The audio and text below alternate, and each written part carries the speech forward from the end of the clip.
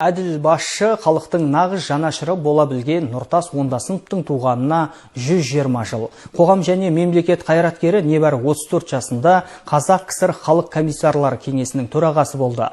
1946 жылы Қазақ КСР-ның ғылым академиясын құруға ат салысты. Ұлттық кадр даярлауға көп көңіл бөлді. Сақтаған Бәйішев атындағы облыстық әмбебап ғылыми кітапханасы осы күнді елеусіз қалдырмай республикалық конференция өткізді. Толығырақ тілші жалғастырады.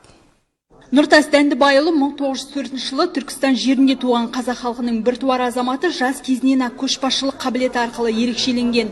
Қайраткер тұлға 1938-1951 жылдар аралығында Қазақ КСР Халық комиссарлары кеңесінің министрлер кеңесінің төрағасы қызметін атқарды.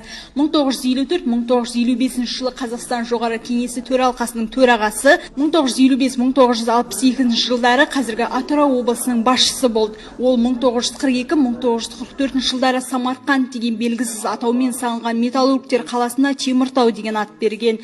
Бүгінгі жас ұрпақ үшін арда тұлғаның ерен еңбегін білу міндет. Репрессиялық жылдарды басынан өткіздірді.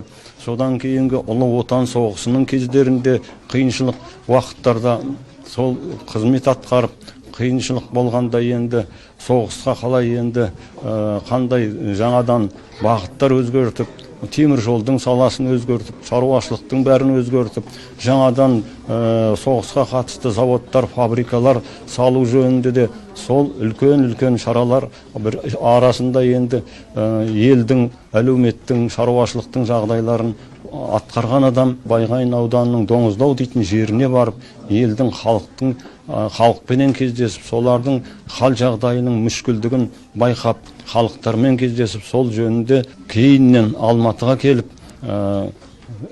сол Алматыда министрлердің бәрін жинап, үлкен жиын ашқан. Нұртас Ондасынов қызмет бабымен аймаққа келгенде ақтарының атасы Шығанақ ауылына барып, тары өсіп жатқан алқаппен танысқан. Бұл туралы тың деректер Майталманның атына берілген колледж оқытушысы Нұрболат Құлшаров кеңінен айтып берді. Материалда жарыққа көрмеген Нұртас ағамыздың 12 беттік дәптерге 105 жылдығына орай Ақтөбе облысындағы кезінде Ақтөбе атқару комитетінің төрағасы болған Сапар Сағантайұлына жолдаған осындай тың дерек хаты бар. Мұражайдың жеке папкасынан табылды. Яғни бұл мақала басқа жерлерде әлі күнге дейін жарық көрмепті. Шықаңның желестерінің кәдесіне жараса, оны баспа бетінде пайдалануға болады деген екен. Москвада жатып 86 жылы жазған. Бұл яғни Шықаңның еңбегін жазған.